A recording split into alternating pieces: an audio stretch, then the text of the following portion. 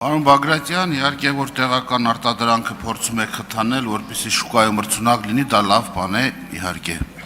Բայց հարցս վերաբերում է հետևյալին. ունեք հաշվարկ, ինչքան արմատուրա ձեր ասելով, մետաղ, որոնք օգտագործվում են շինարարության մեջ, օգտագործվում է դրսից, այդ թվում Պարսկաստանից, հիմնականում մենք գիտենք Իրանից,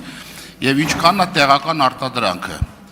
Եվ ձեր բերած թանկացումների արդյունքում հաշվարկ ունեք շինարարության մեջ 1 քառակուսի մետր բետոնացման աշխատանքների դեպքում ինչքան է ինքնարժեքը բարձրանալու թե ոչ։ Եվ երկրորդ հարցը,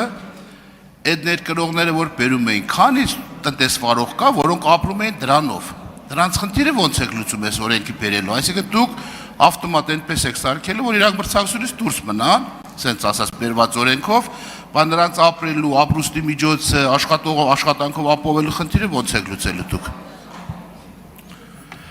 Հարցերի համար շնորհակալություն, պարոն Ղազարյան։ Ձեր մտահոգությունները տեղ ունեն իհարկե,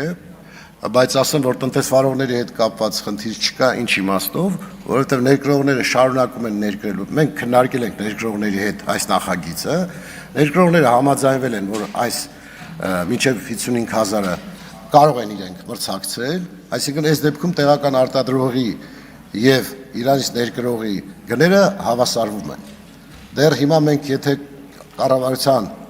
առաջարկ ընդունենք եւ 45,000 կիրառենք, ներկրողների համար ավելի ձեռնտու կլինի, այսինքն իրենք մոտ 10,000 ավելի էժան գինք ունենան Հայաստանում, իրենց շահույթը մեջ է։ Եվ իրենք տնտեսվարողների իմաստով որևէ խնդիր չի առաջանա։ Կոնկրետ թվային տվյալները ձեր ասած ներկրման չափականակի միշտ տարբեր են եղել 30, 40, 50 եւ այլն, այդ իմաստով կառավարության մեր գործընկերը ճշգրիտ թվերը կխնդրենք, որ ճշգրիտ ասի, որովհետեւ դա ավելի շուտ կառավարության տիրույթում է, թե այս պահին քանի տոննան է ներկրվում, քանի տոկոսն է ներկրվում, ավելի լավ է կառավարության ներկայացուցիչը այդ մասին տեղեկացնի։ Հետևաբար ձեր մտահոգությունները այո տեղ ունեն, պարոն Ղազարյան, բայց մենք աշխատում ենք, որպեսզի հավասարակշռենք, որովհետև մենք Արձագանքը շարունակեք, հարգելի գործընկերներ, աղմուկ է դահլիճում։ Պարոն Բագրատյան, ես այնպես շնչեցրեցի հարցը, այդ ներկրողները, որոնք որ ապրանքը ներկրում են, ես գիտեմ, ինչ չափի մարդկանց հետ եք, ինչ խումբ տնտեսվարողների ինչ տոկոսի մասին է խոսքը, որոնց հետ դուք արդյոք ունեցել եք քննարկում կամ հանրային կարծիքի լսումներ արվել է, թե չէ, չգիտեմ, դա դուք իմանաք, դրանց մոտ մտահոգություն կա, որ իրանք շուկայից դուրս են բաղվելու։ Ես գիտեմ, կարող է դուք 10 հոգու հետ խոսել եք, բայց հստակ կան այդ մտահոգությունը եւ ես ուզում եմ, որ այդ օրենսդրական փոփոխություն անելուց մի հատ էլ խորը մտածեք, որ վաղը մյուս օր էլի խնդիրների առաջ կանգնեք, որտեղ դրանք սովորացրել եք դուք, որ կան կառավարության դեմ, անմիջապես գալու են կառավարության մոտ եւ իրաց ձայնը բարձրացնեն, որտեղ այլտեղ լսելի չէ իրաց ձայները։ Շնորհակալություն, պարոն Ղազարյան, նորից եմ ասում, ձեր հարցը իսկապես տեղ ունի, այդ հարցը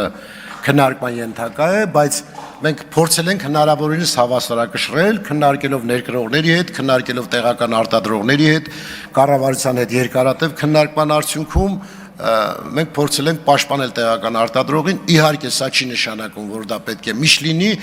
պետք է մի կետից այլևս տեղական արտադրողին թույլ տանք, որպեսզի կարողանա ավելի էժան հնարավորություններ ստեղծի, ավելի էժան արտադրանք տալ, որովհետև ի վերջո այդ արտադրանքի ինքնարժեքը նստվում է նաև շինարարության, շենքերի, տների արժեքի վրա։ Այդ իմաստով իհարկե երկարատև պրոտեկցիոնիզմ մենք չենք կիրառելու։ Շնորհակալություն հարցի համար։